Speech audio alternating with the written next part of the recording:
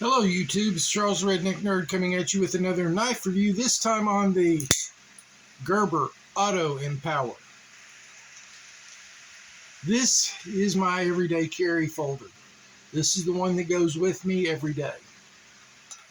I absolutely love this knife. It has a 3.25 inch blade of S30V steel. You can see it has a lock that prevents it from closing.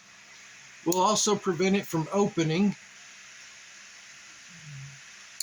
The push button, in addition to allowing it to open when the lock's not on, also serves as the button to close it. It is spring activated. Once you press the button, it's going to open. I've never had it open in my pocket, even without the lock on. The lock's just a little extra thing. I heard a guy say he never understood why the locks were on there that works for Smoky Mountain Knife Works until he did a couple weeks rough camping just out of a backpack.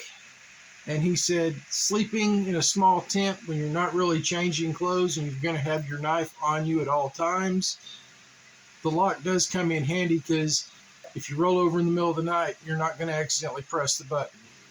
So apparently it can come in handy on occasion. The body is anodized aluminum, and it does have this steel inlay. Mine is the blackened version. Pocket clip, it is not low carry. About that much of it will stick up out of your pocket. Not really too bad to me. Of course, I live in Arkansas, where you can pretty much carry whatever you want. It is fun to play with. You find yourself, when you first get an auto knife, doing a lot of that. This has cut up cardboard boxes. I have cut up bottles with it just for fun, kind of like Scab does, going, Saw Scab do it the first time, and I was like, that's kind of cool, make the bottle collapse that way. So I tried it and put them in the recycling. I just found it kind of actually fun. It is also prepared feather sticks and curls for the fires for my fireplace and outdoor fire pit. And everything I have asked it to do, it has done. I didn't get a blade thickness on this, but as you can see back here,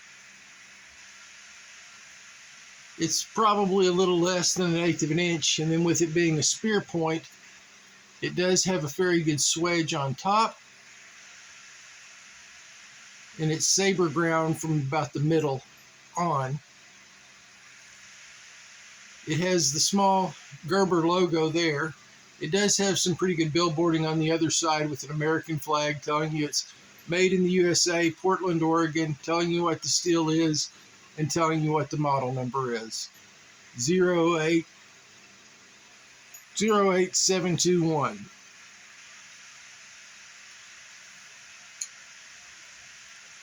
The hardness rating usually for S30V steel is between 58 and 61.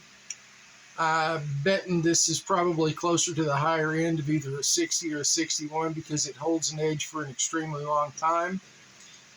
I found using a ceramic rod is the best way to put an edge back on it when you start letting it wear down. Now this knife, when I purchased it in 2020, I actually got a deal on it. I think this was $110 when I bought it. It's now up around $150 at Smoky Mountain Knife Works, and I believe it's $161.95 at Knife Center. Now, while I haven't used this for hard use, this is a knife I trust with me every day and have for the past 2 years now. This is my primary go-to knife. It is my favorite folding knife. I find it extremely easy when I'm using a cane, if I have to do something, to just pull it out, hit the switch, break it down, then press the button, put it against the side of my leg, and close it one-handed and slip it back into my pocket. That to me is worthwhile, because when you're on a cane or disabled, you can't spend a lot of time like I would with my buck knife.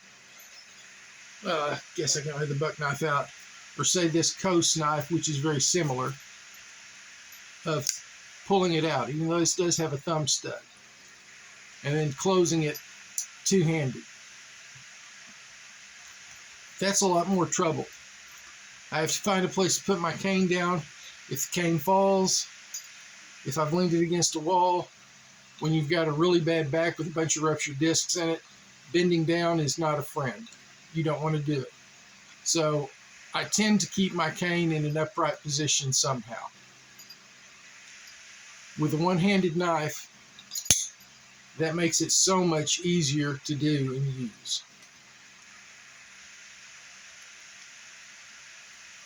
To me, it's a good buy. They've got a whole line of them. They've got this. They've got one slightly bigger that I can't remember. And then they've got the equivalent of my Fast 06 in a bigger blade. And it comes in either a Tanto or a drop point. And I've looked at those, and those other two models are slightly more expensive. I'm sure both of them are worth it. My brother has one of the larger 06 models, Tanto point, and he loves it. Now we're going to get to the part of telling you who I like. Scab at Choir Voorhees Cutlery.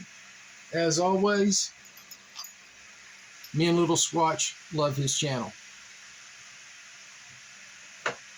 Joe, Steel Forged and Fire Sword and Knife. Grug's Legion Tactical Cool Cutlery. And today we're going to shout out Knife Delights. I've found his channel, been watching it for a month or so now, and I really enjoy it. I think you need to get over there and watch him as well. This is Charles the Redneck Nerd. Thank you for this. The next video will probably be on the 24th, and it's going to be about the 3 knives from Dispatch Knives. I've spent the past 3 days breaking down a lot of boxes, clearing out my garage, so they've gotten a fair amount of use now. And I can at least give you an opinion on how useful they are to this point for everyday tasks. Thank you guys for watching. Please hit the like button if you enjoyed this content. If you really enjoy it, hit subscribe, and I'll see y'all back here probably on the 24th. Take care till then.